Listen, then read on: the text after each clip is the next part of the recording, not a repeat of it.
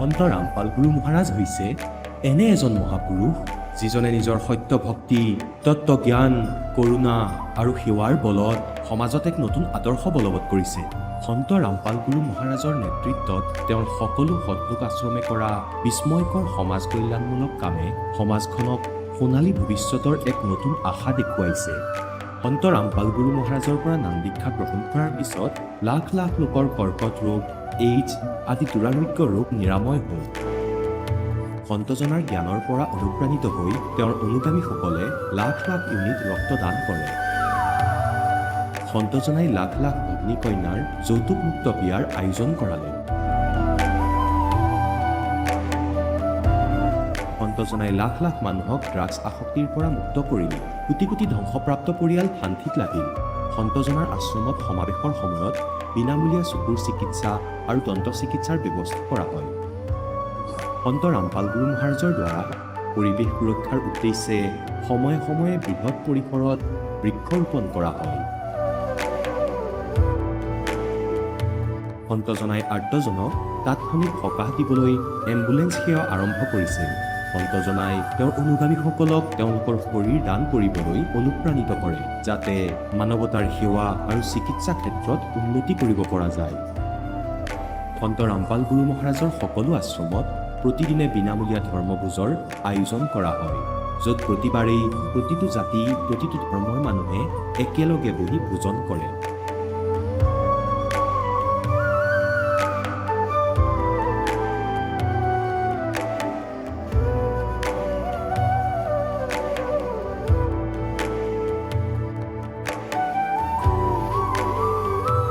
সন্ত ৰামপাল গুৰু মহাৰাজৰ আশ্ৰমত সহস্ৰাধিক বৃদ্ধ বৃদ্ধাই শ্ৰদ্ধা আৰু মৰমেৰে জীৱন যাপন কৰাৰ সুযোগ পায়। তেওঁলোকৰ থকা খোৱাৰ আৰু স্বাস্থ্যৰ সম্পূৰ্ণ দায়িত্ব সন্ত ৰামপাল গুৰু মহাৰাজে বহন কৰে। অনাথ শিশুৰ বাবে সন্ত ৰামপাল গুৰু মহাৰাজৰ সকলো আশ্ৰম বিশেষ বৰদানতকৈ কম নহয়, য'ত তেওঁলোকক শিক্ষা, সংস্কাৰ আৰু ভৱিষ্যতৰ বাবে উন্নত সুবিধা প্ৰদান কৰা হয়। বানপানী, ভূমিকম্প বা মহামাৰী যিয়েই নহওক, সন্ত ৰামপাল গুৰু মহাৰাজ আৰু তেওঁৰ অনুগামীসকল সদায় আৰ্তজনৰ বাবে আগৰণুৱা হৈ থাকে।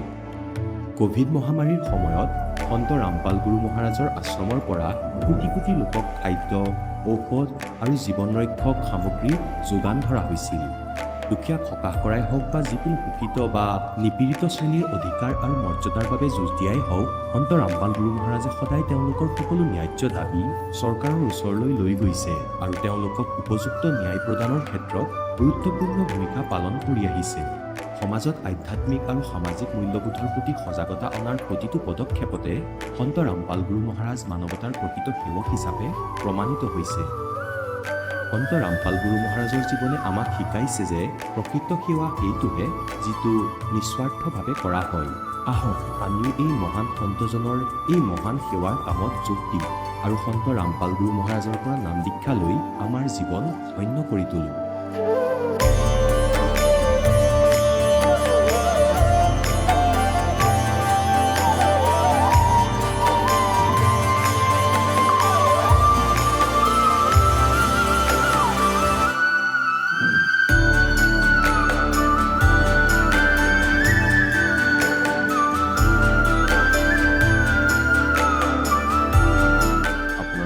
পৰিয়ালৰ সৈতে সৎলোক আশ্ৰমলৈ আন্তৰিকতাৰে আমন্ত্ৰণ জনোৱা হয়।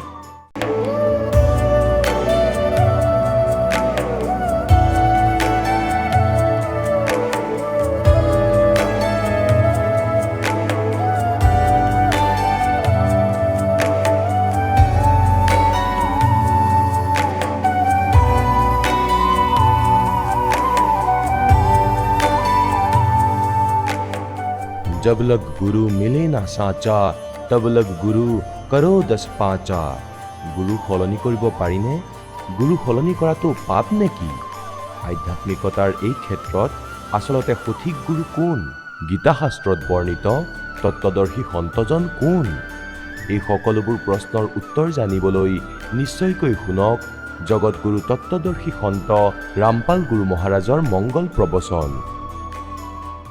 নমস্কাৰ ছাৰ। নমস্কাৰ। ছাৰ আপোনাৰ শুভ নামটো জনাওকচোন। ধনঞ্জয় নাৰ্জাৰী। আপুনি ক'ৰ পৰা আহিছে ছাৰ? মই কোকৰাঝাৰ ডিষ্ট্ৰিক্ট দতমা ইয়াৰ পৰা আহিছোঁ। আপুনি সন্ত ৰামপাল মহাৰাজৰ পৰা নাম দীক্ষা কেতিয়া লৈছিল? মই সন্ত ৰামপালজী মহাৰাজ গুৰুৰ পৰা নাম দীক্ষা লোৱাটো হ'ল 2021 2 জুন। তেখেতৰ পৰা নাম দীক্ষা লোৱাৰ আগতে আপুনি পৰম্পৰাগত কিবা ভক্তি সাধনা কৰিছিলনে? এইটোৱে আমাৰ হিন্দু সমাজৰ পৰম্পৰাগত ব্ৰহ্মা বিষ্ণু মহেশ্বৰৰ, বিশেষকৈ আমি বড়ো কমিউনিটিৰ হয় ন, আমাৰ বাথৌ বুলি কয়। এটি বাথৌৰ মেইন দেৱতা হয় শংকৰ ভগৱান, যিটো নেকি শিৱ। এইটোৱে পূজা কৰিছিলোঁ, গুৰু ধাৰণ কৰি আমি পূজা কৰিছিল। আপুনি যিহেতু জনালে যে আপুনি পৰম্পৰাগত যিবিলাক সাধনা গুৰু ধাৰণ কৰি আপুনি কৰিছিলে, তেনে ক্ষেত্ৰত ছাৰ আপুনি সন্ত ৰামপাল গুৰু মহাৰাজৰ শৰণলৈ কিয় আহিব লগা হ'ল? এইটো মানে অলপ পিছলি যাব লাগিব। মই যেতিয়া মানে গুৰু ধাৰণ কৰিলোঁ, মানে সেই গুৰু ধাৰণ কৰাৰ পৰা 5 বছৰলৈকে মই মানে বহুত কঠোৰভাৱে মানে লাগি ধৰিছোঁ। যিবোৰ অৰ্ডাৰ আছিল আমাৰ যিটো গুৰুৰ পৰা, যেনেকুৱা বিশেষকৈ আমি বিশ্বকৰ্মাৰ পৰাই আৰম্ভ হয় আমাৰটো। বিশ্বকৰ্মাৰ আৰম্ভ কৰি আমি এইটো আমাৰ আহিল দুৰ্গা পূজাৰ পিছত লক্ষী পূজা, কালী পূজা, এনেকৈ হয় মানে লাষ্ট দৌল যাত্ৰালৈকে মানে এইটো চলিয়ে থাকে। চববিলাক মানে পূজা আমি মানে কৰি থাকোঁ। তাৰপিছত বেয়াহে হ'ব ধৰিছে দিনক দিনে।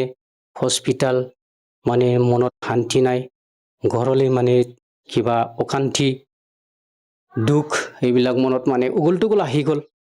মই চিন্তা কৰিব ধৰিলোঁ যে 2 বছৰমানৰ পৰা মানে যিটো আমি ভাবিছিলোঁ পৰমাত্মাৰ পৰা, ভগৱানৰ পৰা বিশেষ কিবা উপায় পাম, সুখ শান্তি পাম এনেকা বুলি। কিন্তু এনেকা কৰি মানে 5 বছৰ হৈ গ'ল। তাৰপিছত 2021 1 বছৰ আগতে মোৰ মোবাইলত এইটো যিটো নেকি ভৱিষ্যতবাণী আছে ন, নষ্ট্ৰাডামাছৰ, এইটো আহি গ'ল। মই চালোঁ মানে ইয়াত নষ্ট্ৰাডামাছে কৈছে যে মানে আমাৰ ভাৰতবৰ্ষত যিটো নেকি পাঞ্জাৱ বুলি কয়, পঞ্চনদীৰ থকা এইটো ভাৰত এটা বুলি হিন্দু মহাসাগৰৰ ওচৰত ইয়াৰ মানে এটা চাইৰেন মানে জন্ম লৈছে। চাইৰেন মানে বিশ্ব মানে উদ্ধাৰকৰ্তা হ'ব।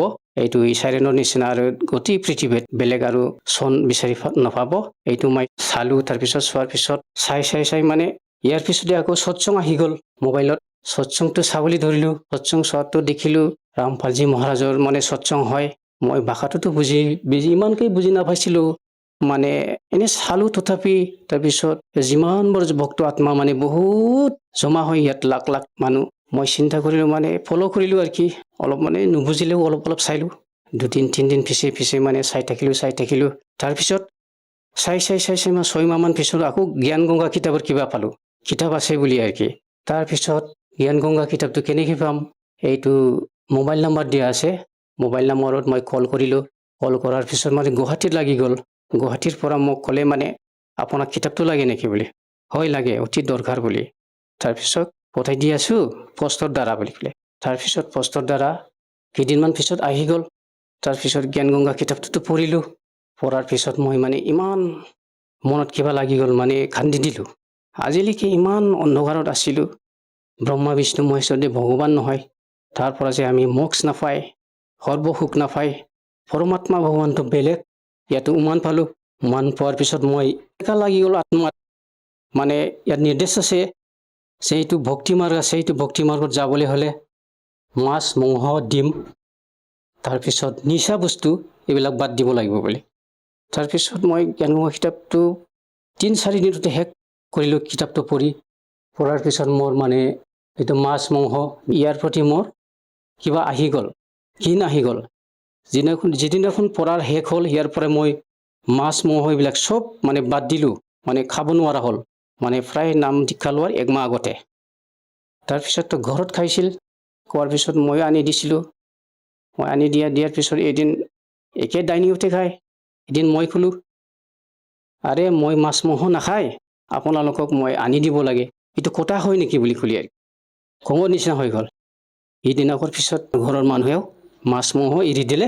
তাৰপিছত আমি কল নম্বৰৰ পৰা এইটো কেনেবাকৈ যোগাযোগ হৈ পেলাই, সেই সময়ত কৰোণা মানে কমপ্লিটলি যোৱা নাছিলে, অলপ আছিলে, তথাপি লকডাউনৰ নিচিনা হৈ আছিল। পৰমপিতা পৰমাত্মা গুৰুদেৱ চন্দ্ৰামপালজী মহাৰাজৰ দয়াত মই 2021 2 জুন তাৰিখে নাম দীক্ষা পালোঁ অনলাইনৰ দ্বাৰা। আমি ভকতমতী আৰু মই দুজনে। ছাৰ, যিহেতু আপুনি আপোনাৰ অনুভৱ ব্যক্ত কৰিছে যে আপুনি জ্ঞান গংগা নামৰ পুথিখন অধ্যয়ন কৰিলে, তাত আপুনি জ্ঞান প্ৰাপ্ত কৰিলে আৰু তাৰ সেই জ্ঞানৰ দ্বাৰা আপ্লুতহে আপুনি সন্ত ৰামপাল গুৰুমাজৰ শৰণলৈ আহিলে। ছাৰ, অসমতো বিভিন্ন আধ্যাত্মিক শ্ৰদ্ধালু গুৰু আছিলে, আপুনি সেইসকল গুৰু শৰণলৈ যাব পাৰিলে হয়। আপুনি সন্ত ৰামপাল গুৰুমাজৰ যি জ্ঞান আৰু আমাৰ অসমৰ যিবিলাক শ্ৰদ্ধালু তেওঁলোকৰ যি জ্ঞান, ইয়াৰ মাজত ছাৰ আপুনি কেনেধৰণৰ পাৰ্থক্য বিচাৰি পালে আচলতে? মানে মইতো এইবিলাকৰ প্ৰতি মোৰ কিবাও নাছিলে। মই এইবিলাকতো নাচা, মোৰ মোবাইলত এনেকা কোনো সৎসং, কোনো গুৰু মহাৰাজ কিবা কিবি এইবিলাক মই নাচাইছিলোঁ, মানে মোৰ নাইও আৰু কি, আহাও নাছিলোঁ, ফ'ল' কৰা নাছিলোঁ। তো হঠাতে সেইদিনাখন মানে এইটো ভৱিষ্যবাণীৰ পৰা মই ডাইৰেক্ট কোনোবা গুৰুৰ সৎসং শুনিলোঁ বুলি ক'লে চন্দ্ৰামপালজী মহাৰাজৰ সৎসংটো জীৱনত প্ৰথম শুনিছোঁ। আৰু আজি এইটো নামটো পালে, বেলেগৰ লগত মই ফ'ল' কৰা নাছিলোঁ, ইমানকেই মানে ধ্যানো দিয়া নাছিলোঁ বেলেগৰ প্ৰতি।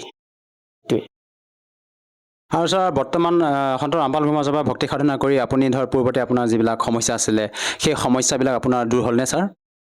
হয়, আগত যিবোৰ সমস্যা আছিল এইবিলাকতো চব যেনেকৈ হস্পিটালে দৌৰিব লাগিছিলে, সেইটো নাইকিয়া হৈ গ'ল। ঘৰত শান্তি হ'ল, মনত শান্তি হ'ল, আধ্যাত্মিকতাটো বুজিব পাৰিলোঁ। ব্ৰহ্মা বিষ্ণু মহেশ্বৰৰ স্থিতি কি, পূৰ্ণ পৰমাত্মা কোন হয়, আমি কিয়ত জন্ম লৈছোঁ, আমাৰ কামটো কি, মোক্ষটো কি বস্তু, চব এতিয়াহে বুজিব পাৰিলোঁ আৰু কি। আগতেতো এইবিলাক বুজা নাছিলোঁ। এইটোৱে আধ্যাত্মিক লাভ হ'ল বুলি ক'ব পাৰি। তাৰপিছত আৰ্থিকভাৱে লাভ হ'ল। ইমান আগতে মানে টকা পইচাৰ অভাৱ হৈছিলে, এতিয়াতো অভাৱ নাই বুলি ক'ব পাৰি, পৰমাত্মাৰ দয়াত চলি আছে। তাৰপিছত শাৰীৰিকভাৱে অলপ চলপ বেমাৰ আছিল, এইবিলাকো প্ৰায় নাইকিয়া হৈ গ'ল।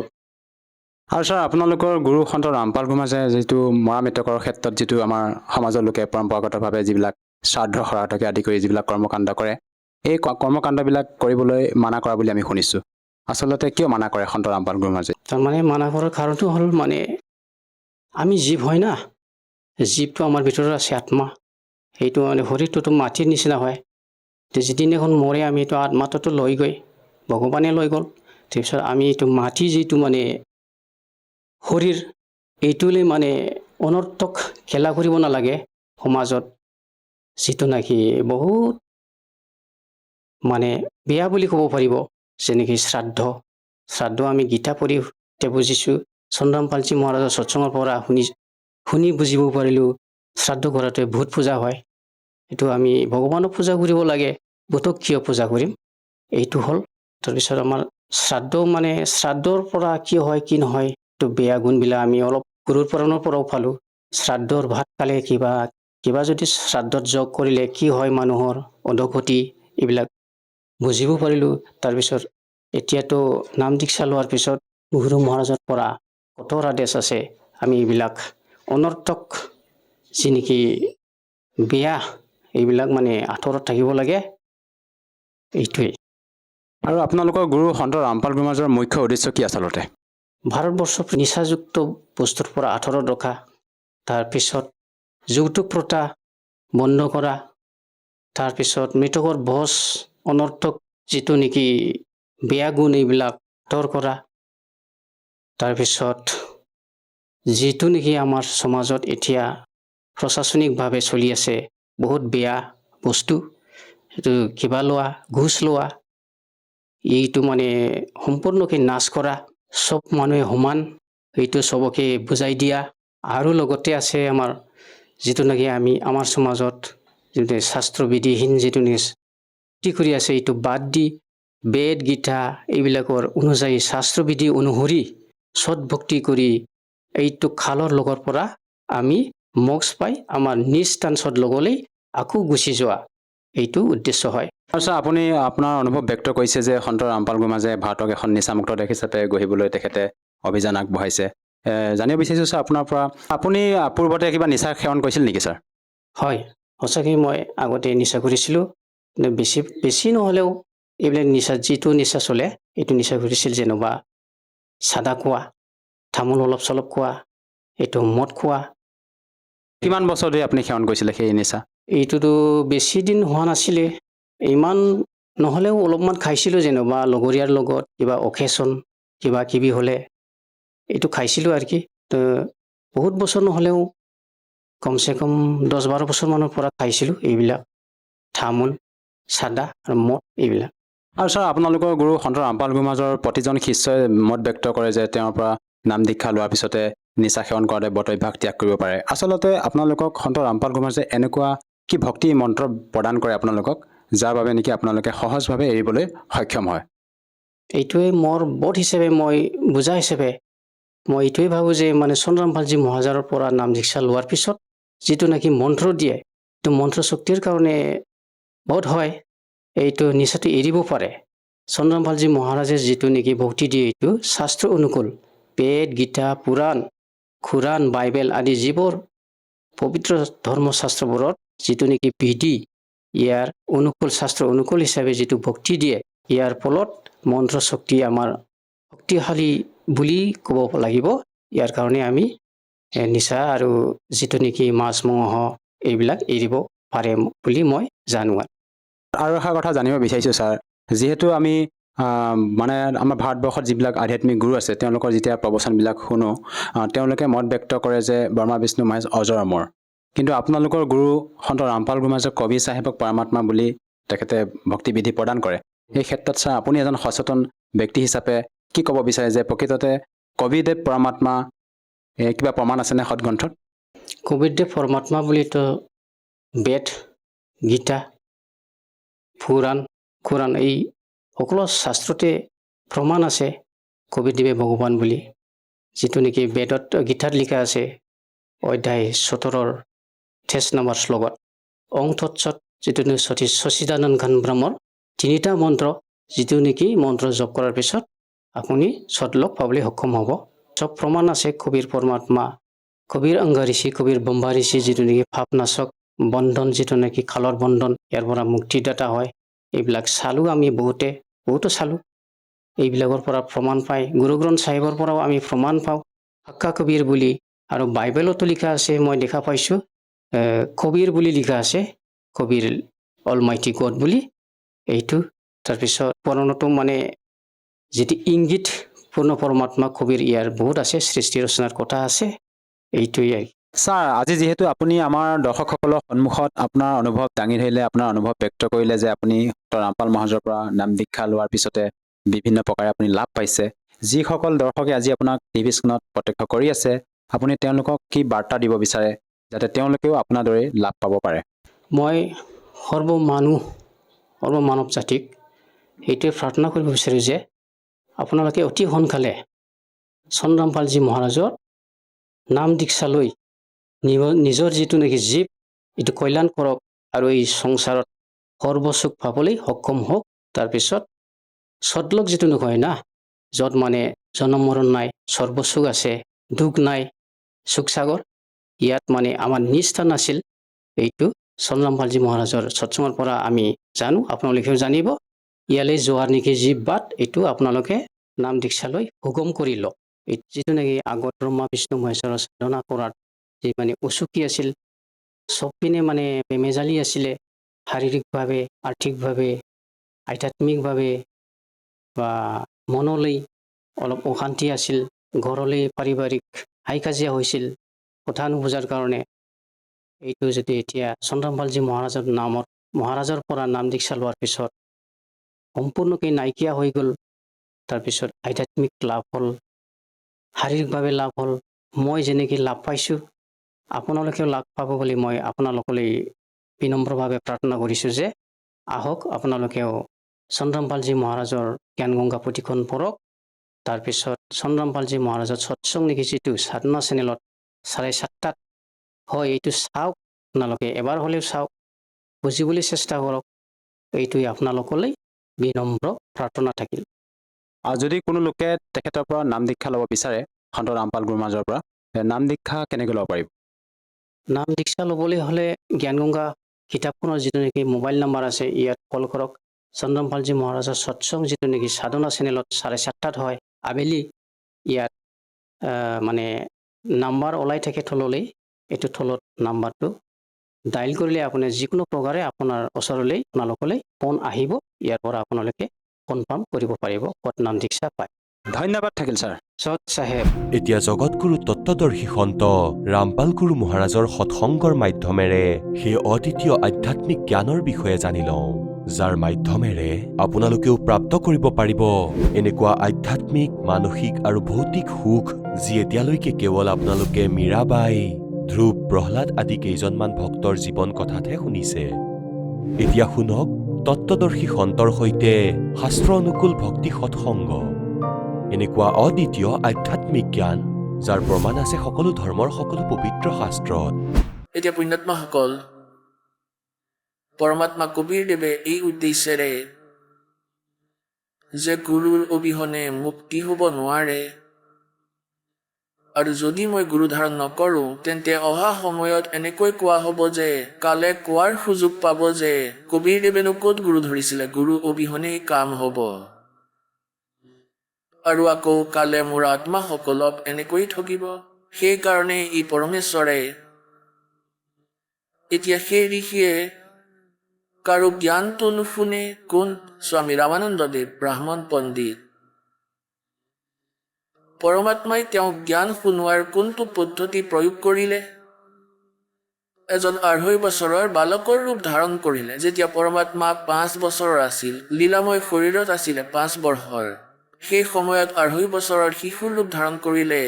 আৰু পঞ্চগংগা ঘাটত কাশীত য'ত ৰামানন্দদেৱে স্নান কৰিবলৈ গৈছিলে, তাত এটা পকা খটখটীৰ ঘাট বনোৱা আছিল। সেই খটখটীত গৈ কবিৰ পৰমেশ্বৰ ২.৫ বছৰৰ বালকৰ ৰূপত শুই পৰিলে। স্বামী ৰামানন্দদেৱ পুৱাই পুৱাই গৈছিলে ব্ৰহ্ম মুহূৰ্তত। গৰমৰ দিন আছিলে। যেতিয়া তেওঁ খটখটীৰে নামি আছিলে, পৰমাত্মা কবীৰদেৱ ২.৫ বছৰৰ বালকৰ ৰূপ ধাৰণ কৰি শুই আছিলে। স্বামী ৰামানন্দদেৱৰ খৰম মূৰত লাগিল। কাঠৰ খৰম পিন্ধিছিলে তেতিয়া। খৰম লাগোতেই পৰমাত্মাই কান্দিবলৈ আৰম্ভ কৰিলে, যেনেকৈ বালকে কান্দে। ৰামানন্দদেৱ একেবাৰেই বেগেৰে তললৈ হালিলে। কোনো শিশুৱে আঘাত পালে, কাৰণ দয়া থাকে সেই সন্তবোৰৰ। লাগিলে তেওঁ জাৰি সাধক নহওক, যদি সন্ত লক্ষণ থাকে দয়া অৱশ্যেই থাকিব। একেবাৰে তললৈ হালিলে। ডিঙিত এডাল মালা আছিলে, এটা মণিৰ তুলসীৰ কাঠৰ। সেই তুলসীৰ কাঠৰ এটাই মণি থাকে। সেইটো ৰামানন্দদেৱে নিজৰ ডিঙিত ওলোমাই ৰাখিছিলে। আৰু আন যিসকল শিষ্য বনাইছিলে তেওঁলোককো সেই মালাই দিছিলে। কণ্ঠী বুলি কোৱা হয়, এটা মণিৰ। আৰু সেইটো প্ৰতীক হয় যে বৈষ্ণৱ পৰম্পৰাৰ তেওঁলোক ৰামানন্দদেৱৰ শিষ্য হয়, আৰু সেয়া বৈষ্ণৱ সাধুৰ প্ৰতীক হয়। আৰু এটা ফুট লৈছিলে এনেকৈ। ৰামানন্দদেৱে যেতিয়া তললৈ মূৰ কৰিলে, ডিঙিৰ সেই মালা ওলাই কবিৰ পৰমেশ্বৰৰ ডিঙিত পৰি গ'ল। ৰামানন্দদেৱে ক'লে, বোপাই ৰাম ৰাম কোৱা, ৰাম ৰাম কোৱা। মূৰত হাত ৰাখিলে সৰু শিশুটোৰ আৰু ক'লে, নাকান্দিবা, ইয়াতে বহা। পৰমাত্মা মনে মনে থাকিলে, তেওঁতো লীলা কৰিবলৈ আহিছিলে। আৰু ক'লে, বোপাই। ৰামানন্দদেৱে ক'বলৈ ধৰিলে, বোপাই ইয়াতে বহি থাকা, মই গা ধুই লওঁ, আশ্ৰমলৈ লৈ যাম, আৰু দিনত তুমি কাৰ হয় খবৰ কৰি পঠাই দিম, তুমি চিন্তা নকৰিবা। ৰামানন্দদেৱে স্নান কৰিবলৈ ধৰিলে। পৰমাত্মা অন্তৰ্ধান হ'ল, তেওঁৰ কাম সম্পূৰ্ণ হৈছিল তাত। অন্তৰ্ধান হৈ তেওঁৰ নিজৰ বুলি কোৱা মাতা পিতা নিৰুনিমাৰ জুপুৰি লৈ আহি শুই পৰিলে। সেইদিনৰ পিছত পৰমাত্মাই কি কৰিলে, এজন ৰামানন্দদেৱৰ শিষ্য বিবেকানন্দ, এতিয়া ৰামানন্দদেৱে ১৪০০ ঋষি বনাই ৰাখিছিলে। ১৪০০ জন শিষ্য আছিলে ঋষি, যিয়ে প্ৰচাৰ কৰিছিলে ৰামানন্দদেৱৰ পৰা জ্ঞান গ্ৰহণৰ। ৰামানন্দদেৱ সুপ্ৰসিদ্ধ আছিলে যে তেওঁ গীতা, বেদ, পুৰাণৰ জ্ঞানী হয়। বিবেকানন্দ, যি মহৰ্ষি ৰামানন্দদেৱৰ শিষ্য আছিলে, বিষ্ণুদেৱৰ উপাসক আছিলে। বিষ্ণু পুৰাণৰ ভিতৰত শুনাই আছিলে যে বিষ্ণুদেৱ সৰ্বেশ্বৰ মহেশ্বৰ হয়, আৰু তেওঁ সকলোৰে মালিক হয়। তেওঁ সমগ্ৰ সৃষ্টিৰ ৰচনাকৰ্তা হয়। তেওঁ এই ৩টা ৰূপ ধাৰণ কৰি সৃষ্টি, স্থিতি আৰু সংহাৰৰ কাৰ্য কৰে। তেওঁ স্বয়ং অজন্মা হয়, তেওঁৰ কোনো পিতৃ মাতৃ নাই। আৰু সিফালৰ পৰা পৰমাত্মা কবীৰদেৱ যেনেকৈ বৈষ্ণৱ তিলক লগাই, এনেকৈ দীঘলীয়াকৈ ফুট নাকৰ ওপৰৰ পৰা মূৰলৈকে চন্দনৰ বগা তিলক লগাইছিলে। আৰু পৰমাত্মাই ভুল নেদেখুৱাকৈ থাকিব নোৱাৰে, কাৰণ তেওঁ আহিছিলে সেই উদ্দেশ্যেৰে। এতিয়া স্বামীজীয়ে বিবেকানন্দই নিজৰ ভাষণ সম্পূৰ্ণ কৰিলে, সৎসংগ সম্পূৰ্ণ কৰিলে। তেতিয়া কবীৰদেৱ থিয় হ'ল আৰু হাতযোৰ কৰি ক'বলৈ ধৰিলে যে, স্বামীজী, মোৰ মনত এটা শংকা আছে। মোক তাৰ সমাধান লাগে। বিবেকানন্দই ভাবিবলৈ ধৰিলে যে কোনো বৈষ্ণৱ ভকত তিলক লগাই থৈছে, থাকিব পাৰে কিবা শংকা কৈ দিওঁ। তেওঁ তেতিয়া 5 বছৰৰ আয়ুসৰ আছিলে। পৰমাত্মাই সুধিলে, कौन ब्रह्मा की पिता है, कौन विष्णु की माँ, शंकर का दादा कौन है, हमको देव बता। এতিয়া সেই কথাটোৰ ওপৰত সমস্যাৰ সৃষ্টি হ'ল। ক'লে যে এনেকুৱা একো নহয়, তেওঁৰ মাতা পিতা কোনো নাই, তেওঁ অজৰ অমৰ হয়, তেওঁ সৰ্বেশ্বৰ হয়, স্বয়ম্ভূ হয়, আমুক হয়। তেতিয়া পৰমাত্মাই ক'লে যে স্বামীজী, শিৱ পুৰাণৰ ভিতৰত ৰুদ্ৰ সংহিতা পঢ়ি চাব। 5ম, 6ষ্ঠ, 7ম, 8ম আৰু 9ম অধ্যায়ত ইয়াত এই বিষ্ণুৰ মাতা পিতাৰ বিষয়ে আছে। এতিয়া স্বামীজীৰ হাততে আছিলে সেইখন। সেই সময়তে খুলিলে আৰু শিৱপুৰাণ পঢ়িলে, দেখিলেও কিন্তু নামানিলে। এতিয়া পুণ্যাত্মাসকল, পৰমাত্মাই 600 বছৰ আগতে কৈছিলে যে के 3 पुत्र अष्टंगी जाए, ब्रह्मा विष्णु शिव नाम धराए, माँ अष्टंगी पिता निरंजन, ये जम दारुण वंशन अंजन। যে ব্ৰহ্মা বিষ্ণু মহেশ্বৰৰ মাতা পিতা এই কাল সদা কালৰূপী ব্ৰহ্ম, জ্যোতি নিৰঞ্জন বুলিও কয়, আৰু দুৰ্গা তেওঁলোকৰ মাতৃ। এয়া চাব শিৱপুৰাণত। সংক্ষিপ্ত শিৱপুৰাণ, খচিত মোটা টাইপ, কেৱল হিন্দী। গীতা প্ৰেছ, গোৰখপুৰৰ পৰা প্ৰকাশিত। ইয়াৰ সম্পাদক কোন হয়? এই সকলো বিৱৰণ এই কাৰণেই দিয়া হয় যে কাৰোবাৰ যাতে শংকা নাথাকে যে এয়া কোন শিৱপুৰাণ হয়, ক'ৰ পৰা আহিছে। সম্পাদক হনুমান প্ৰসাদ পোদ্দাৰ আৰু প্ৰকাশক এবং মুদ্ৰক হৈছে গীতা প্ৰেছ, গোৰখপুৰ। গোবিন্দ ভুৱন কাৰ্যালয়, কলকাতাৰ সংস্থান। এতিয়া চাব, এয়া ৰুদ্ৰ সংহিতা, অধ্যায় নম্বৰ 5। আমি তললৈ চাম, পৃষ্ঠা নম্বৰ 98 পৰা। ইয়াৰ পৰা চাওক, 5ম অধ্যায়। নিজৰ পুত্ৰ নাৰদৰ এই কথা শুনি লোক পিতামহ ব্ৰহ্মাই তাত তেনেধৰণে ক'লে। ইয়াত 6ষ্ঠ, ইয়াৰ পৰা আৰম্ভ হৈ গ'ল। 6ষ্ঠ পঢ়িম এতিয়া। ব্ৰহ্মাই ক'লে যে ব্ৰহ্মণ, ইয়াৰ 99 পৃষ্ঠাত ব্ৰহ্মাই ক'লে, ব্ৰহ্মণ নিজৰ পুত্ৰ নাৰদক কৈ আছে, দেৱ শিৰোমণি, তুমি সদায় সমস্ত জগতৰ উপকাৰতেই লাগি থাকা। তুমি মানুহৰ মংগলৰ কাৰণে, হিতৰ কাৰণে খুব ভাল কথাই সুধিছা। নাৰদে সুধিছিলে যে ইয়াৰ সৃষ্টি কেনেকৈ হ'ল গোটেই সংসাৰৰ। তেতিয়া ব্ৰহ্মাজীয়ে কৈছিলে যে যি সময়ত গোটেই সমস্ত জগত নষ্ট হৈ গৈছিলে, সৰ্বত্ৰ কেৱল অন্ধকাৰেই অন্ধকাৰ আছিলে, না সূৰ্য দেখা পোৱা গৈছিলে, না চন্দ্ৰ, আন গ্ৰহ আৰু নক্ষত্ৰৰো কোনো ঠিকনা নাছিলে, না দিন হৈছিলে না ৰাতি, অগ্নি বায়ু একোৱেই নাছিলে, ভূমি নাছিলে। সেই সময়ত তৎসৎ ব্ৰহ্ম, এই শ্ৰুতিত যি সৎ শুনা গৈছিলে, কেৱল মাত্ৰ সেয়াই আছিলে। এতিয়া আগলৈ চাব, 100 পৃষ্ঠা। যি পৰব্ৰহ্মৰ বিষয়ে জ্ঞান আৰু অজ্ঞানতাৰে পূৰ্ণ উক্তিৰ দ্বাৰা এই ধৰণৰ বিকল্প কৰা যায়, তেওঁ কিছু সময়ৰ পিছত দ্বিতীয় ইচ্ছা প্ৰকট কৰিলে। তেওঁৰ ভিতৰত একৰ পৰা অনেক হোৱা সংকল্প উদিত হ'ল। সেই নিৰাকাৰ পৰমাত্মাই নিজৰ লীলা শক্তিৰে নিজৰ বাবে মূৰ্তি অৰ্থাৎ আকাৰৰ কল্পনা কৰিলে। মূৰ্তি মানে আকাৰ। যি সেই মূৰ্তিৰহিত পৰম ব্ৰহ্ম হয়, তেওঁৰ মূৰ্তি অৰ্থাৎ তেওঁৰ সাকাৰ স্বৰূপ ভগৱান সদাশিৱ হয়। অৰ্বাচীন আৰু প্ৰাচীন বিদ্বানসকলে তেওঁকেই ঈশ্বৰ বুলি কয়। সেই সময়ত একাকী থাকি স্বইচ্ছা অনুসাৰে বিহাৰ কৰা সেই সদাশিৱই নিজৰ বিগ্ৰহেৰে স্বয়ঙেই এক স্বৰূপভূতা শক্তিৰ সৃষ্টি কৰিলে, যি তেওঁৰ নিজৰ শৰীৰৰ অংগৰ পৰা কেতিয়াও পৃথক হোৱা নাছিল। সেই পৰশক্তিক প্ৰধান প্ৰকৃতি, গুণৱতী মায়া, বুদ্ধিতত্বৰ জননী তথা বিকাৰ ৰহিত বুলি কোৱা হৈছিলে। এয়া কালৰ শৰীৰৰ পৰা উলিয়াইছিলে পৰমাত্মাই ব্ৰহ্মাক কিছু জ্ঞান কৈছিলে। সেই জ্ঞানত শুনাখিনিয়েই তেওঁ এনেকৈ কৈ আছে। সেই শক্তিক অম্বিকা বুলি কোৱা হৈছে। ইয়াকেই প্ৰকৃতি, সৰ্বেশ্বৰী, ত্ৰিদেৱ জননী, নিত্যা আৰু মূল কাৰণ বুলিও কোৱা হয়। ত্ৰিদেৱ জননী ব্ৰহ্মা, বিষ্ণু, মহেশ্বৰৰ মাতা। সদাশিৱৰ দ্বাৰা প্ৰকট কৰা সেই শক্তিৰ 8খন বাহু আছিলে। এয়া দুৰ্গা হয়, স্পষ্ট হ'ল। তেওঁকেই প্ৰকৃতি বুলিও কোৱা হয়, এয়াও মনত ৰাখিবা। এয়া আপোনাৰ গীতাত কাম আহিব, য'ত ব্ৰহ্মা বিষ্ণু মহেশ্বৰৰ জন্ম মৃত্যু কোড ৱৰ্ডত লিখা হৈছে। নানা প্ৰকাৰৰ আভূষণে তেওঁৰ শ্ৰী অংগৰ শোভা বঢ়ায়। এয়া দুৰ্গাৰ মহিমা।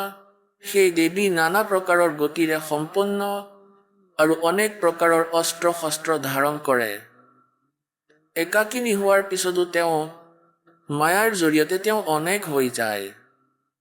অৰ্থাৎ তেওঁ এই 3টা ৰূপ ধাৰণ কৰিছিলে, সাবিত্ৰী, লক্ষ্মী আৰু পাৰ্বতীৰ। আৰু এজন পুত্ৰৰ লগত তেওঁলোকৰ বিবাহ কৰাইছিলে, এইটো স্পষ্ট হ'ল। একাকিনী হোৱাৰ পিছতো তেওঁ মায়াৰ জৰিয়তে অনেক হৈ যায়। আৰু যিজন সদাশিৱ হয়, এই কালৰ বিষয়ে কৈ আছে। তেওঁ পৰম পুৰুষ, ঈশ্বৰ, শিৱশম্ভু আৰু মহেশ্বৰ বুলি কোৱা হয়। ইয়াত চাব, এয়া 101 পৃষ্ঠালৈ আহিলোঁ, সেই ৰুদ্ৰ সংহিতাৰ। তেওঁ এতিয়া নিজৰ গোটেই শৰীৰতেই ভস্ম লগাই ৰাখে। দুৰ্গাৰ বিষয়ে তথ্যটো সম্পূৰ্ণ দিয়া হ'ল। এতিয়া এই কালৰূপী ব্ৰহ্ম, জ্যোতি নিৰঞ্জন কালৰ মহিমায়া। তেওঁ নিজৰ গোটেই শৰীৰৰ অংগত ভস্ম লগাই ৰাখে। সেই কালৰূপী ব্ৰহ্মই। তেওঁ ব্ৰহ্ম কোৱা, কাল কোৱা, কালৰূপী ব্ৰহ্ম কোৱা, সদাশিৱ বুলি কোৱা। এই কাল কেতিয়াবা নিজৰ পুত্ৰ শিৱ ৰূপত আহি যায়, কেতিয়াবা ব্ৰহ্মাৰ ৰূপত, কেতিয়াবা বিষ্ণুদেৱৰ ৰূপত। সেই কালৰূপী ব্ৰহ্মই একে সময়তে শক্তিৰ লগত শিৱলোক নামৰ ক্ষেত্ৰৰ নিৰ্মাণ কৰিলে। সেই উত্তম ক্ষেত্ৰক কাশী বুলি কোৱা হয়। তেওঁ প্ৰিয়া আৰু প্ৰিয়তম ৰূপ শক্তি আৰু শিৱৰ যি পৰমানন্দ স্বৰূপ হয়, সেই মনোৰম ক্ষেত্ৰত নিত্য নিবাস কৰে। সেয়া প্ৰিয়া আৰু প্ৰিয়তম অৰ্থাৎ পতি পত্নী ৰূপত শক্তি আৰু শিৱ, দুৰ্গা আৰু এই কালৰূপী ব্ৰহ্ম। এইটো সিদ্ধ হ'ল যে এয়া দুৰ্গা আৰু কাল হয়। সেই পৰমানন্দ স্বৰূপ, সেই মনোৰম ক্ষেত্ৰত যি নিত্য নিবাস কৰে। ইয়াত চাব, দেৱৰ্ষি ব্ৰহ্মাই কৈ আছে নিজৰ পুত্ৰ নাৰদক। এটা সময়ত সেই আনন্দ বনত ভ্ৰমণ কৰি থকা সময়ত শিৱা আৰু শিৱৰ মনত, দুৰ্গা আৰু কালৰ মনত এইটো ইচ্ছা জাগিল যে কোনো দ্বিতীয় পুৰুষৰ সৃষ্টি কৰিব লাগে, যাৰ ওপৰত এই সৃষ্টিৰ সঞ্চালনৰ মহান ভাৰ ৰাখি আমি দুয়ো কেৱল কাশীত থাকি নিজ ইচ্ছা অনুসৰি বিচৰণ কৰি নিৰ্বাণ ধাৰণ কৰিব পাৰোঁ। তেওঁলোকে ভাবিলে যে কোনো বালক উৎপন্ন কৰিম আৰু তেওঁৱে এই সকলোবোৰ চম্ভালিব। এনেকৈ নিশ্চিত কৰি শক্তি সহিতে সৰ্বব্যাপী পৰমেশ্বৰ শিৱই নিজৰ বাওঁ ভাগৰ 10ম অংগত অমৃত সানি দিলে, অৰ্থাৎ স্বামী স্ত্ৰী ব্যৱহাৰ কৰিলে।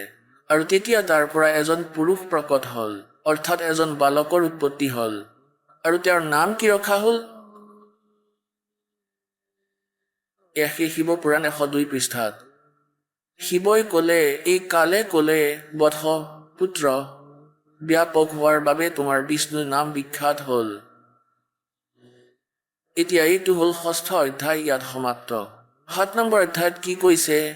ব্ৰহ্মাজীয়ে কৈছে যে দেৱৰ্ষি অৰ্থাৎ নাৰদজী, তাৰ পিছত কল্যাণকাৰী পৰমেশ্বৰ চাম সদাশিৱই পূৰ্ববৎ প্ৰচেষ্টা কৰি যেনেকৈ বিষ্ণুক উৎপন্ন কৰিলে, মোকো নিজৰ বাওঁফালৰ পৰাই উৎপন্ন কৰিলে। এতিয়া পুণ্যাত্মাসকল, ইয়াত এই শিৱ পুৰাণৰ অনুবাদ কৰ্তাই ইয়াতেই খেলিমেলি কৰি দিলে যে শিৱজীৰ পৰা শিৱৰ উৎপত্তি কেনেকৈ লিখিলে, খেলিমেলি কৰি দিলে। এতিয়া কোৱাই হয় যে সঁচা কথা লুকাই থাকিব নোৱাৰে। चोर चोरावे तुंबड़ी गाड्डे पानी में, वह गाड्डे वह ऊपर आवे तो सच्चाई छनी ना। এয়া চাব 110 নম্বৰ পৃষ্ঠাত। এতিয়া 9ম অধ্যায়ৰ লাষ্টত লিখা আছিলে যে এই প্ৰকাৰে ব্ৰহ্মা, বিষ্ণু আৰু ৰুদ্ৰৰ এই 3 দেৱতাৰে গুণ আছে, কিন্তু শিৱক গুণাতীত বুলি মনা হয়। ব্ৰহ্মা, বিষ্ণু আৰু শংকৰৰ ৰুদ্ৰ কোৱা বা শংকৰী কোৱা, শিৱ কোৱা বা মহেশ্বৰ কোৱা, এই তিনিও দেৱতাৰে গুণ আছে আৰু এই চতুৰ্থ এওঁলোকৰ পিতৃ তেওঁলোকতকৈ বেলেগ। হৈ গ'ল চাৰিজন বেলেগ বেলেগ। এটা সময়ত ভগৱান ব্ৰহ্মা আৰু ভগৱান বিষ্ণু দুয়োৰে মাজত কাজিয়া লাগিল। এতিয়া কাজিয়া এওঁলোকৰ কেনেকৈ হয়, যেনেকৈ এজন সাধকে সাধনা কৰে, মেডিটেশ্যন হঠযোগ কৰি সমাধিস্থ হৈছিলে আৰু কালে এওঁলোকক ভ্ৰমিত কৰিবৰ কাৰণে কাৰোবাকতো বিষ্ণু ৰূপত দৰ্শন দিছিলে। তেতিয়া ঋষি মহৰ্ষিসকলে ভাবিছিলে যে এই বিষ্ণুদেৱ দেৱতা হয়, পূৰ্ণ পৰমাত্মা হয়, আৰু তেওঁলোকে আহি পুল বান্ধি দিয়ে যে আপুনি সমৰ্থ হয়, আপুনি সৰ্বশক্তিমান হয়, সমাধিস্থ অৱস্থাত আপোনাৰ দৰ্শন হ'ল, আপুনি পৰমাত্মা হয়, আপুনি নিজকে লুকুৱাই ৰাখিছে। এই কথাতে বিষ্ণুদেৱ ফুলি গৰ্বিত হৈ যায় আৰু নিজেই মানি লয় যে মই ভগৱান হওঁ। এজনে দুজনে 10জনে 20জনে এনেকুৱাই কৈছে। আকৌ কোনো এজনক এনেকৈ সমাধিস্থ হৈ থাকোঁতে ব্ৰহ্মাৰ ৰূপত দৰ্শন দিয়ে আৰু তেওঁলোকে যি সিদ্ধি বিচাৰে তেওঁলোকক দি অন্তৰ্ধান হৈ যায় সমাধি দশাতে। তেন্তে তেওঁ কি কয় যে হে ভগৱান, এয়া ব্ৰহ্মাজীক কয় যে আপুনি নিজেই পূৰ্ণ পৰমাত্মা হয়, আপুনি সমৰ্থ হয়, আমি সমাধি দশাত আপোনাৰ দৰ্শন পাইছোঁ আৰু আপুনি সমৰ্থ হয়, নিজেই নিজকে লুকুৱাই ৰাখিছে, আপুনি সৃষ্টিৰ ৰচনাকৰ্তা। আকৌ কাৰোবাক শিৱৰ ৰূপত দিয়ে আৰু তেওঁলোকে ভাবে যে শিৱই সৃষ্টিৰ ৰচনাকৰ্তা, তেওঁ লুকুৱাই ৰাখিছে নিজকে। গতিকে এই আধাৰতেই ব্ৰহ্মাদেৱে এইটো ভাবি ল'লে যে ময়েই সৃষ্টিকৰ্তা, সকলো মোৰ পৰাই উৎপন্ন হৈছে। আৰু বিষ্ণুজীয়ে এইটো ভাবি ল'লে যে মই সকলোৰে মালিক। এদিন ব্ৰহ্মাজী আহিলে বিষ্ণুজীৰ ওচৰলৈ। ব্ৰহ্মাদেৱক দেখি বিষ্ণুদেৱ নুঠিলে, এই বুলি ভাবি যে মই এওঁতকৈ ডাঙৰ হয় আৰু মই এওঁৰ উৎপত্তি কৰিছোঁ, যেনেকৈ আন ঋষি মহৰ্ষিৰ পৰা তেওঁ শুনিছিলে। সিফালে ব্ৰহ্মাদেৱে ভাবিলে যে মই এওঁৰ দেউতা হয়, মই এওঁৰ জনক হয় আৰু এওঁ মোক সমাদৰেই কৰা নাই।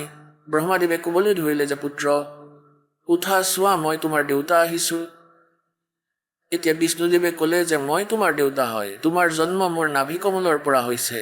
এই কথাতে দুয়োৰে মাজত কাজিয়া লাগি গ'ল। এতিয়া এই কাজিয়াৰ সমাপ্তি কৰিবলৈ এই কালে সদাশিৱই মাজত এটা পিলাৰ থিয় কৰি দিলে আৰু ইয়াকে শিৱলিংগ বুলি কয়। সেই বগা এটা পিলাৰ থিয় কৰাই দিলে আৰু তেওঁলোকে কাজিয়া এৰি এই পিলাৰৰ শেষটো বিচাৰিব ধৰিলে। ইয়াৰ এণ্ড কোৱাৰ ভাৱে এইটোৱেই যে এওঁ আকৌ শিৱ ৰূপত প্ৰকট হৈ গ'ল। আৰু আকৌ তেওঁ কি বুজালে, যেতিয়া ব্ৰহ্মা বিষ্ণুৱে মহেশ্বৰক প্ৰশ্ন কৰিলে, তেতিয়া কালে এওঁলোকক মিছা কয় যে এইটো মোৰ সাকাৰ ৰূপ হয়, এই পিলাৰ, আৰু মই নিৰাকাৰ ৰূপ হওঁ। এতিয়া তোমালোকৰ সন্মুখত সাকাৰ ৰূপ লৈ আহিছোঁ, মই এই ভগৱান হয়, তোমালোকে নিজকে ভগৱান বুলি নাভাবিবা। এতিয়া চোৱা, বিদ্বেশ্বৰ সংহিতা, এয়া সেইখনেই শিৱপুৰাণ, গীতা প্ৰেছ গোৰখপুৰৰ পৰা প্ৰকাশিত। আৰু এয়া চোৱা, ব্ৰহ্মা বিষ্ণু মহেশ্বৰৰ মাজত কাজিয়া লাগিছিল আৰু মাজত এইটো স্তম্ভ থিয় কৰালে আৰু ইয়াক শিৱলিংগ বুলি কোৱা হয়। আৰু এতিয়া আপোনালোকক 25 নম্বৰ পৃষ্ঠাত দেখুৱাই আছোঁ। ব্ৰহ্মা আৰু বিষ্ণুৱে সুধিলে, প্ৰভু, সৃষ্টি আদি 5টা কৃত্যৰ লক্ষণ কি কি হয়?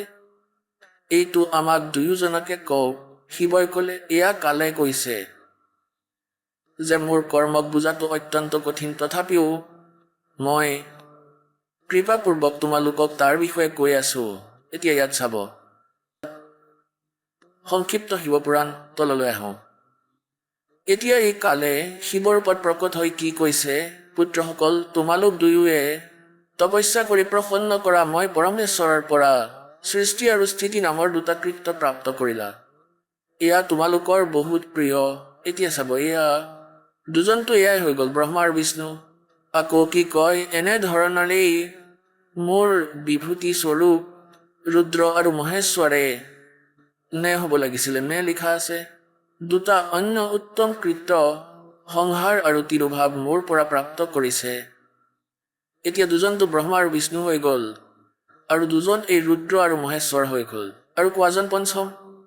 এতিয়া প্ৰমাণ হৈ গ'ল যে ব্ৰহ্মা, বিষ্ণু, ৰুদ্ৰ আৰু মহেশ্বৰ এই কালৰেই পুত্ৰ হয়।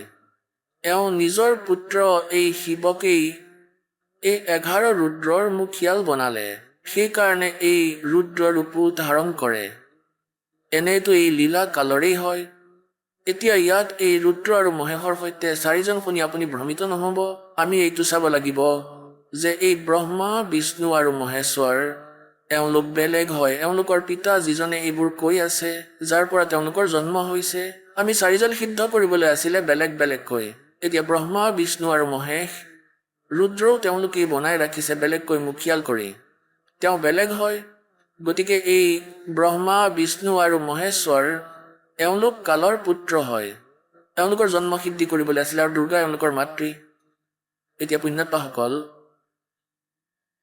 এতিয়া যিজন বিবেকানন্দ, যিজন মহৰ্ষি ৰামানন্দজীৰ শিষ্য আছিলে, তেওঁ নিজ চকুৰে দেখিলে যে ঠিকেই লিখিছে, কিন্তু অভিমানবশতঃ নামানিলে আৰু ক'ব ধৰিলে, তুমি কি জানা, পুৰাণৰ বিষয়ে কি জানা, তুমি কোন হয়, ক'ৰ পৰা আহিছা তুমি, এই কম বয়সৰ বালক, তুমি কি জানা, পুৰাণত কি লিখা আছে? পৰমাত্মাই একো নকলে। তাৰ আগতেই এজন শ্ৰোতাই ক'বলৈ ধৰিলে যে এওঁ নিৰুৰ সন্তান, এওঁ শিপিনীৰ পুত্ৰ হয়। তেতিয়া ব্ৰাহ্মণজনে কথা সলালে।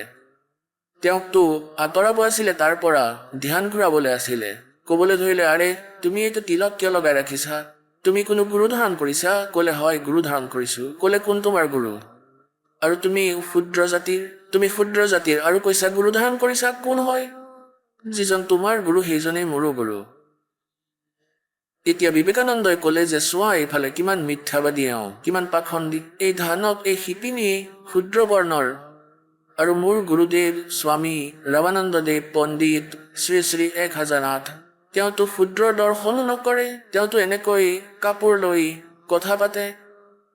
আৰু এওঁ কি কৈ আছে, চোৱা মোৰ গুৰুদেৱৰ অপমান কৰি আছে। এতিয়াই গৈছো গুৰুদেৱৰ ওচৰলৈ, তোমাৰ বিপদ আহিব, তুমি শাস্তি পাবা। আৰু তোমালোকো আহিবা শ্ৰোতাসকল, তাত চাবা যি কথা আছিলে তাক দবাই দিলে, সত্য তাক ওপৰলৈ আহিবলৈ নিদিলে। আৰু পুণ্যাত্মাসকল ক'লে যে কালিলৈ চাম তোমাক। এতিয়া পুণ্যাত্মাসকল, আগৰ কথাখিনি কালিলৈ শুনাম আপোনালোকক। बोलो सतगुरुदेव।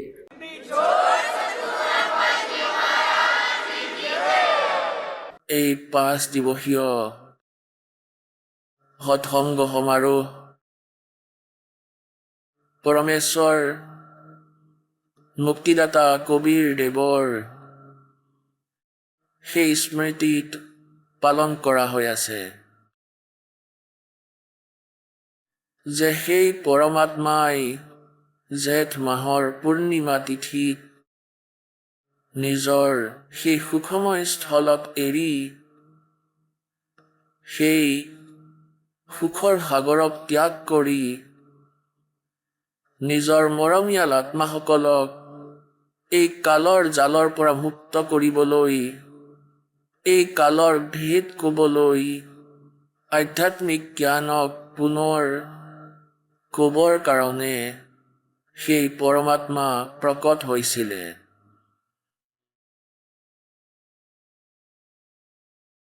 সেই পৰমেশ্বৰে আমি অবুজ আত্মাৰ ওপৰত অজ্ঞানী আত্মাক দয়া কৰিলে, কাৰণ আমি এনেকুৱা এটা ভুল কৰিছিলো যি ক্ষমাযোগ্য নাছিলে। আমি সৎলোকত বাস কৰিছিলো আৰু তাত কোনো দুখ নাছিলে, মৃত্যু নাছিলে।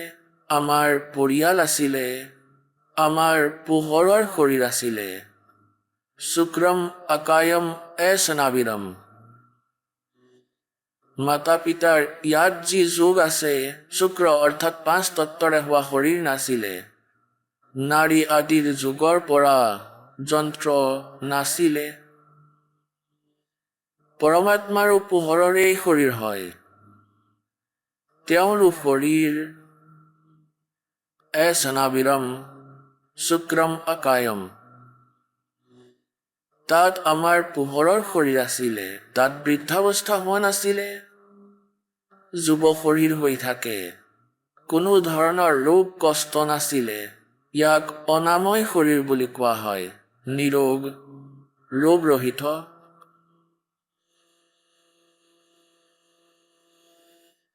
আমি তাত পূৰ্ণৰূপে সুখী আছিলো, প্ৰত্যেক বস্তু উপলব্ধ আছিলে, কোনো পদাৰ্থৰ অভাৱ নাছিলে। আমাৰ এটা উত্তেজনা আৰম্ভ হৈছিলে। সেই সময়ত এই কাল ভগৱানে, এই ব্ৰহ্মই, যি 21 ব্ৰহ্মাণ্ডৰ স্বামী হয়, ব্ৰহ্মা বিষ্ণু মহেশ্বৰৰ পিতা, দুৰ্গাৰ স্বামী হয়, তেওঁ সৎলোকত তপ কৰি আছিলে। তেওঁৰ উদ্দেশ্য আছিলে যে মই বেলেগকৈ ৰাজ্য প্ৰাপ্ত কৰোঁ। তেওঁতো নিজৰ স্বাৰ্থৰ কাৰণেহে এইবোৰ কৰি আছিলে, আৰু আমি তেওঁৰ প্ৰতি আসক্ত হলোঁ। যেনেকৈ কোনো হিৰোইন অথবা নেতা, অভিনেত্ৰীয়ে যি এক্টিং কৰে, এই যুৱবৰ্গই তেওঁলোকৰ ওপৰত আননেচেচেৰী এট্ৰেক্টেড হৈ যায়, যাৰ কোনো ইউজ নাই, কোনো লাভ নাই। তেওঁলোকে নিজৰ পেটৰ কাৰণে এই নাচ গান কৰে, আৰু আমি তেওঁলোকৰ ফালে চকু নপচৰোৱাকৈ চাই থাকোঁ। চিনেমা ঘৰলৈ গৈ বা টিভিৰ সন্মুখত বহি আমাৰ সময় আৰু পইচা দুয়োটা ব্যৰ্থ কৰোঁ। এই ৰোগেই আমাৰ সেই সময়তো লাগিছিলে। তেওঁ নিজৰ ৰাজ্য বেলেগকৈ খুজি আছিলে, সেয়ে তপ কৰি আছিলে। তপেৰে ৰাজ্য প্ৰাপ্ত কৰিব পাৰি, ইয়াৰ বিধান হয় প্ৰভুৰ, বিধাতাৰ। আৰু আমি অযথা ইয়াৰ প্ৰতি আসক্ত হৈ গলোঁ, আৰু আমি নিজৰ সেইজন পৰম পিতাক পাহৰি গলোঁ, যিজনে তাত এই সকলোবোৰ সুবিধা আমাক উপলব্ধ কৰাইছিলে। কোনো ৰোগ নাছিলে, কোনো মৃত্যু নাছিলে, কোনো বস্তুৰে অভাৱ নাছিলে। আমি নিজৰ পৰম পিতাৰ পৰা হৃদয় আঁতৰাই এই কালৰ প্ৰতি আসক্ত হৈ গলোঁ। পৰমাত্মাই বহুবাৰ আমাক আকাশবাণী কৰিলে যে তোমালোকে ইয়াৰ এই ক্ৰিয়াবোৰক নাচাবা, নিজে সুখত থাকা। কিন্তু আমি ওপৰাওপৰিকৈতো সাৱধানেই হৈ গলোঁ, আৰু ভিতৰৰ পৰা আমি ইয়াৰ আসক্তি পাহৰিব পৰা নাছিলোঁ। সেই অন্তৰ্যামী পৰমাত্মাই বুজি পালে এতিয়া এওঁলোক ইয়াত থকাৰ যোগ্য হৈ থকা নাই। সিফালৰ পৰা কালে যি ডিমাণ্ড কৰিছিলে 21 ব্ৰহ্মাণ্ডৰ সেয়া দি দিলে, 5 তত্ত্ব আৰু 3 গুণ দি দিলে তেওঁক পৰমাত্মাই। আৰু পিছত যেতিয়া তেওঁ কিছু আত্মাৰ ডিমাণ্ড কৰিলে, তেতিয়া প্ৰভুৱে ক'লে যিসকলে স্বইচ্ছাৰে যাব খুজিছে তেওঁলোক তোমাৰ লগত যাব পাৰে। তেতিয়া তথাপিও আমি নিজেই স্বইচ্ছাৰে তেওঁৰ লগত যাবলৈ মান্তি হৈ গলোঁ। পৰমাত্মাই আমাক তাৰ পৰা নিষ্কাশিত কৰি দিলে। আমি পতিব্ৰতা পদৰ পৰা পৰি গলোঁ। আমি ইমান ডাঙৰ ভুল কৰি ইয়াত এই কৰ্ম ভুগি আছোঁ, আৰু ইয়াত যি আমি কষ্ট পাই আছোঁ সেই ভুলৰ তুলনাত এই কষ্টটো একোৱেই নহয়। ভোক লাগি যায়, নিস্তেজ হৈ যায়, 4জন পুত্ৰ 4জনেই মৰি যায়, মাতা পিতা দুখত আছে। এই কষ্টও বহুত কম। আমাৰ বাবে ইয়াতকেও বেছি কষ্ট এই কালে দিব পাৰিলে সেয়াও কম হয়, কিয়নো আমি সেই অপৰাধ কৰিছোঁ। সেইজন কিমান দয়ালু পৰমাত্মা হয়, কয় যে মাতা পিতাই নিজ সন্তানৰ সকলো ভুল ক্ষমা কৰি দিয়ে। তেওঁ আমাৰ পিতা হয়, তেওঁতেই মাৰ গুণো আছে। তমেৱ মাতা চ পিতা তমেৱ বন্ধু চ সখা তমেৱ। এইজন সেই পৰমাত্মা যাৰ ওপৰত এইসমূহ উপমা আছে। সেই দয়ালুজন ইয়ালৈ আহে, তেওঁ তথাপিও আমাক ক্ষমা কৰিব বিচাৰিছে। কিন্তু এই সময়ত কালে আমাক ইমান মিছগাইড কৰি দিলে যে আমি ভগৱানক পাহৰি গৈছোঁ। আমাৰ সেই পৰমাত্মাৰ কথা মনতেই নাই।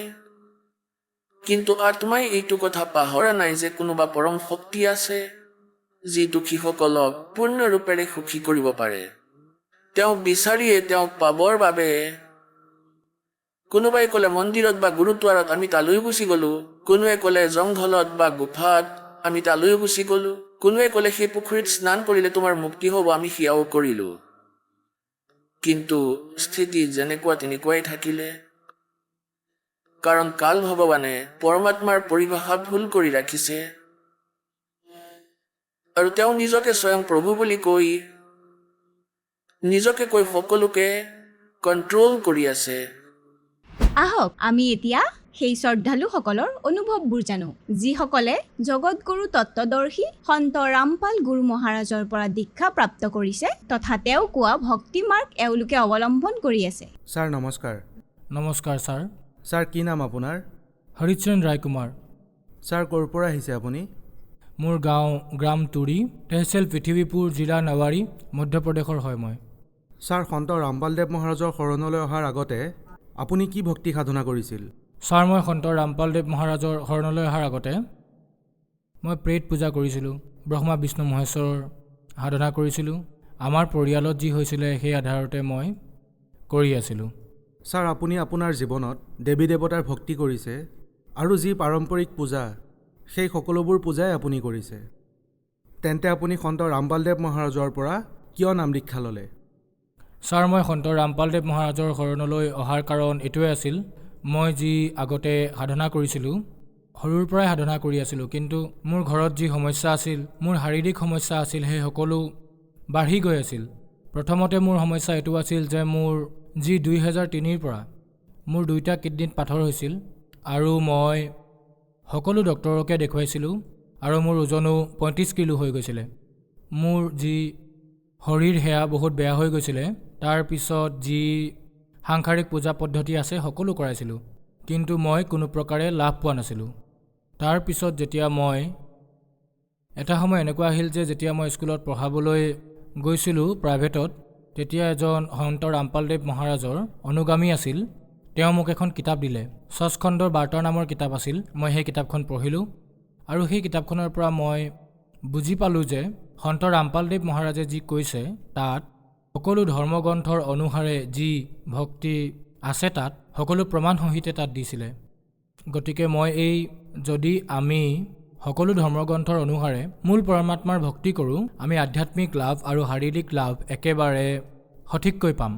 যেতিয়া মোৰ মনে মানিলে, মই তাৰপিছত সেই জ্ঞানক গভীৰভাৱে বুজিব ধৰিলোঁ, বেদো আনিলোঁ। এই প্ৰকাৰে মই জ্ঞানক বুজিলোঁ 6 মাহত। 6 মাহ জ্ঞান বুজি যেতিয়া মই সন্তুষ্টি প্ৰাপ্ত কৰিলোঁ, তাৰ পিছতহে মই নিৰ্ণয় ল'লোঁ মই সন্ত ৰামপালদেৱ মহাৰাজৰ শৰণলৈ যাব লাগে আৰু ভক্তি কৰিব লাগে। ছাৰ সন্ত ৰামপালদেৱ মহাৰাজৰ পৰা আপুনি সম্পূৰ্ণ জ্ঞান বুজিয়ে নাম দীক্ষা লৈছিলে। সন্ত ৰামপালদেৱ মহাৰাজৰ অনুগামীসকলে দাবী জনায় যে তেওঁলোকে নাম দীক্ষা লোৱাৰ পিছত ডাঙৰ ডাঙৰ লাভ পাইছে, তেন্তে কি আপুনিও নিজৰ জীৱনত কিবা পৰিৱৰ্তন দেখিছেনে? হয়, মই আগতে অন্য ধৰ্মগুৰুসকলৰ অনুসৰি যি সাধনা কৰি আছিলোঁ, মই তাৰ পৰা একো লাভ পোৱা নাছিলোঁ, কাৰণ মোৰ যি সমস্যা আছিল সেয়া দিনে দিনে বাঢ়িহে গৈ আছিল। তাৰ পাছত যেতিয়া মই কিতাপৰ মাধ্যমেৰে সন্ত ৰামপালদেৱ মহাৰাজৰ জ্ঞান বুজি দীক্ষা ল'লোঁ, তাৰপিছত এয়া হ'ল যে মই যেতিয়াই দীক্ষা ল'লোঁ তেতিয়া 8 দিনৰ ভিতৰত কিডনীত যি মোৰ সমস্যা আছিল, মোৰ কিডনীত যি পাথৰ আছিল, 15 দিনত কেতিয়াবা তেজৰ চেকুৰাও আহি গৈছিলে। মই বহুত ডক্তৰক দেখুৱাইছিলোঁ। মই যেতিয়াই সন্ত ৰামপালদেৱ মহাৰাজৰ পৰা নাম দান ল'লোঁ, তাৰ পিছত তেওঁৰ যি পূজা পদ্ধতি বিধি আছে সেয়া সঠিকভাৱে কৰিলোঁ। তাৰপিছত মোৰ যি সমস্যা আছিল পাথৰ, সেয়া অট'মেটিক কম হৈ গৈ থাকিল আৰু তাৰ পাছত আজিলৈকে মই 6 বছৰত এটাও টেবলেট খোৱা নাই। তাৰপিছত মই সুস্থ হৈ যাব ধৰিলোঁ। আৰু মোৰ আন এটা লাভ হ'ল যে মই আগতে জুৱা খেলিছিলোঁ। মোৰ এইটো সমস্যা আছিল, মোৰ অভ্যাস ইমানেই বেয়া আছিল, মই দিনটো জুৱা খেলি সময় নষ্ট কৰি আছিলোঁ। তাৰপিছত যেতিয়া মই সন্ত ৰামপালদেৱ মহাৰাজৰ পৰা দীক্ষা ল'লোঁ, তাৰপিছত মোৰ যি বেয়া অভ্যাস আছিল সেয়া এতিয়া অট'মেটিক ঠিক হৈ গ'ল। মোৰ ঘৰত আৰু এটা সমস্যা আছিল, মোৰ যি পত্নী, তাইৰ এটা বহুত ডাঙৰ পেটৰ সমস্যা হৈছিল। তাইৰ ওপৰত প্ৰেত আহি গৈছিলে। তাইক এনেকৈ আবদ্ধ কৰিছিলে যে 3 ঘণ্টালৈকে বেহুচৰ দৰে হৈ গৈছিলে, একো গমেই নাপাইছিলে। প্ৰথমে মই বহুত বুদ্ধিমানক দেখুৱালোঁ। তাৰপিছত মোৰ লাভ হ'ল যে যেতিয়া মই সন্ত ৰামপালদেৱ মহাৰাজৰ পৰা নামদান ল'লোঁ, যেতিয়াই মই নামদান 2014ত ল'লোঁ, তেতিয়া এই সমস্যা অট'মেটিকেলি শেষ হৈ গৈছিল। এবাৰ কি হ'ল, তাই যেতিয়া মাকৰ ঘৰলৈ গৈছিলে তাতে এই সমস্যা হৈছিলে, কাৰণ তেওঁ জড়িত নাছিলে, নাম লোৱা নাছিলে, সেইবাবে হ'ল। তেতিয়া তাৰে যি বুদ্ধিমান ব্যক্তি আছিলে তেওঁলোকে ক'লে, তোমালোকে অন্নদান হিচাপে ছাগলী আপোনাৰ স্বামীৰ দ্বাৰা সেয়া আপোনালোকে দান কৰাওক। সেই আত্মাই তাইৰ মাধ্যমেৰে কৈছিলে যে ভাই, তেওঁৰ ঘৰত যি সন্ত ৰামপালদেৱ মহাৰাজ দেৱৰ দ্বাৰা দিয়া যি ভক্তি সাধনা আহিছে, এতিয়া মই সেই কাৰণে তাত যাব নোৱাৰিম, না মই তাতে কিবা হানি কৰিব পাৰিম। এয়া মই আটাইতকৈ ডাঙৰ লাভ পালোঁ। ছাৰ ভূত পেটৰ সমস্যাৰ বাবে যিসকল তান্ত্ৰিক আছে তেওঁলোকে বহুত কিবা কিবি ক্ৰিয়াৰ কথা কয়। তেন্তে সন্ত ৰামপালদেৱ মহাৰাজেও এনেকুৱা কিবা ক্ৰিয়াৰ কথা কৈছেনে? যেনে ধৰক ছাগলী কাটা, তাবিজ পিন্ধা, অথবা ৰাতি 12টা বজাত শ্মশানলৈ যোৱা, এনেকুৱা ধৰণৰ কিবা ক্ৰিয়াৰ কথা সন্ত ৰামপালদেৱ মহাৰাজে কৈছেনে? সন্ত ৰামপালদেৱ মহাৰাজে মুক্তিৰ যি মন্ত্ৰ দিয়ে, শাস্ত্ৰৰ মতে যি মন্ত্ৰ দিয়ে, তাত ইমান বেছি শক্তি আছে, এই যে ভূত প্ৰেত বা আন সমস্যা সেয়াটো একোৱেই নহয়, নোহোৱাৰ সমান। আৰু এই মন্ত্ৰৰ দ্বাৰা সন্ত ৰামপালদেৱ মহাৰাজে প্ৰুভ কৰিছে আপুনি ইয়াতো সুখ পাব, ইয়াৰ পৰা যোৱাৰ পিছত, শৰীৰ ত্যাগ কৰাৰ পিছত এনেকুৱা অমৰ লোকলৈ যাব। আপুনি এই মন্ত্ৰ জপ কৰি আপুনি জন্ম মৃত্যুৰ পৰা মুক্তি, যি জন্ম মৃত্যুৰ সমস্যা, সেই সমস্যা সদায়ৰ বাবে শেষ হৈ যাব আৰু সেই প্ৰকাৰে আপুনি সকলো ধৰণৰ সন্তুষ্টি প্ৰাপ্ত কৰিব পাৰে। ছাৰ, সন্ত ৰামপালদেৱ মহাৰাজৰ পৰা নাম দীক্ষা লোৱাৰ পিছত আৰু লাভ পালেনে? হয়, সন্ত ৰামপালদেৱ মহাৰাজৰ পৰা নাম লোৱাৰ পিছত মোৰ আটাইতকৈ প্ৰথমে মোৰ যি মানসিক টেনশ্যন আছিলে সদায়, আৰু যি আৰ্থিক সমস্যা আছিল, ঘৰত পৰিয়ালত যি বুজাবুজি নাছিলে সকলোৰে মাজত, সেয়াও মই যেতিয়াৰ পৰা সন্ত ৰামপালদেৱ মহাৰাজৰ জ্ঞান শুনিলোঁ, বুজিলোঁ আৰু তেওঁৰ দিয়া মতে যি পূজা কৰিলোঁ, তেতিয়াৰ পৰা মই সকলো প্ৰকাৰে মোৰ যি বেয়া অভ্যাস আছিলে সেই সকলোবোৰ এৰা খালে। আৰ্থিক যি সমস্যা আছিল সকলো শেষ হ'ল আৰু ঘৰৰ সকলো সদস্য সুখেৰে আছে। বৰ্তমান মোৰ কোনো ধৰণৰ মানসিক সমস্যা নাই এতিয়া, আৰু মোৰ পৰিয়ালে বৰ ভালদৰে এটা সুখময় জীৱন যাপন কৰি আছে। এবাৰ কি হ'ল, আমাৰ নিজৰ মাজতে তৰ্কাতৰ্কি হৈ আছিল আৰু এবাৰ মোৰ পত্নীয়ে 50 গ্ৰাম বিষ খালে। তাৰপিছত ওচৰত যি আমাৰ যি স্বাস্থ্যকেন্দ্ৰ আছিলে মই তালৈ নিলোঁ। ডক্টৰে তালৈ যোৱাৰ পিছত ডক্টৰে তাইক চিকিৎসা নকৰিলে আৰু ঝাঁচীলৈ ৰেফাৰ কৰি দিলে যে তাইৰ কোনো প্ৰকাৰে বচাৰ আশা নাই। তাইৰ গোটেই শৰীৰ কলা পৰি গৈছিলে আৰু মুখৰ পৰা তেজ ওলাব ধৰিছিলে। মানে সকলো প্ৰকাৰে মই মানি লৈছিলোঁ যে তাই শেষ হৈ গ'ল, ডক্টৰেও মানা কৰি দিছিলে। তাৰপিছত মই যেতিয়া ঝাঁচীলৈ গ'লোঁ, তেতিয়া মোৰ পত্নী হঠাতে, কাৰণ মোৰ ধ্যান সন্ত ৰামপালদেৱ মহাৰাজৰ ফালে আছিলে আৰু মই মনে মনে প্ৰাৰ্থনা কৰি আছিলোঁ যে পূৰ্ণ পৰমাত্মাই সকলো ধৰণৰ সমস্যা সমাধান কৰিব পাৰে, গতিকে মোৰো এই সমস্যা সমাধান হৈ যাব এতিয়া।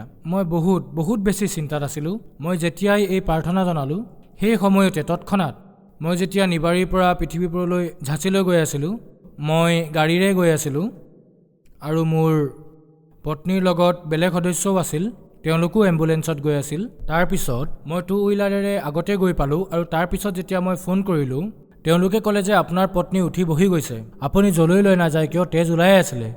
তাৰপিছত তথাপিও মই ঝাঁচীলৈ নিলোঁ। ঝাঁচীটো এয়াই ক'লে যে তেওঁৰ সমগ্ৰ শৰীৰত বিষ বিয়পি গৈছে, এতিয়া ইয়াৰ কোনো গেৰাণ্টি নাই যে বাচাৰ কোনো আশাই নাই। কিন্তু সন্ত ৰামপালদেৱ মহাৰাজক যেতিয়া মই প্ৰাৰ্থনা জনালোঁ, তেতিয়া তাই ঠিক হ'ল আৰু এতিয়া মোৰ ঘৰ সকলো প্ৰকাৰে সুখী। আজিও তাই সকলো প্ৰকাৰেৰে সুস্থ আৰু মোৰ পৰিয়াল সকলো প্ৰকাৰেৰে ভালদৰে চলি আছে। ছাৰ, ভকত সমাজক আপুনি কি বাৰ্তা দিব বিচাৰে? মই সমাজক এটাই বিনতি কৰিব বিচাৰোঁ, যি সন্ত ৰামপালদেৱ মহাৰাজে আজিৰ এই আধুনিক যুগত যি শংকৰাচাৰ্য আৰু যি ধৰ্মপন্থ চলি আছে, তেওঁলোকৰ জ্ঞান সন্ত ৰামপালদেৱ মহাৰাজে সকলোৰে ওচৰত এনেধৰণে উপস্থাপন কৰিছে আৰু তেওঁ দেখুৱাইছে যে এওঁলোকৰ জ্ঞান কোনো শাস্ত্ৰৰ সৈতে, ধৰ্মগ্ৰন্থৰ সৈতে এই জ্ঞান মেটচ নকৰে। যিহেতু এওঁলোকৰ জ্ঞান মেটচ কৰা নাই, গতিকে তেওঁলোকে দিয়া যি সাধনা আছে সকলোবোৰ ভুল। যি সদগ্ৰন্থই প্ৰকৃততে কৈ আছে যে শাস্ত্ৰৰ বিপৰীতে যি সাধনা কৰা, তাৰ পৰা না মুক্তি হ'ব, না কিবা লাভ হ'ব, না আৰ্থিক স্থিতি ভাল হ'ব, কোনো প্ৰকাৰৰ লাভ নহয়, লাভ পোৱাটো অসম্ভৱেই। গতিকে আপোনালোকে এই বিচাৰ কৰি সন্ত ৰামপালদেৱ মহাৰাজে যি জ্ঞান দি আছে, ইউটিউবৰ মাধ্যমেৰে নাইবা ফেচবুকৰ মাধ্যমেৰে, আপোনালোকে সেই জ্ঞান শুনক আৰু সদগ্ৰন্থৰ সৈতে মিলাই চাওক আৰু সকলো ধৰণৰ শংকাৰ সমাধান কৰি সন্ত ৰামপালদেৱ মহাৰাজৰ পৰা নাম দীক্ষা লৈ নিজৰ কল্যাণ কৰাওক আৰু ইয়াতো সুখ পাওক। বহুত ধন্যবাদ ছাৰ। সৎ চাহেব।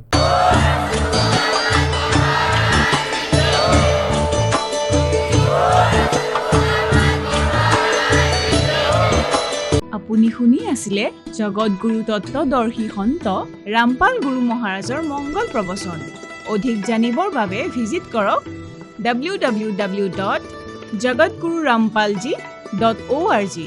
সন্ত ৰামপাল গুৰু মহাৰাজৰ শুভ আশীৰ্বাদত সমগ্ৰ বিশ্বতে 500তকৈ অধিক নাম দীক্ষা কেন্দ্ৰ আছে, য'ত সন্ত ৰামপাল গুৰু মহাৰাজৰ দ্বাৰা বিনামূলীয়াকৈ নাম দীক্ষা দি থকা হৈছে।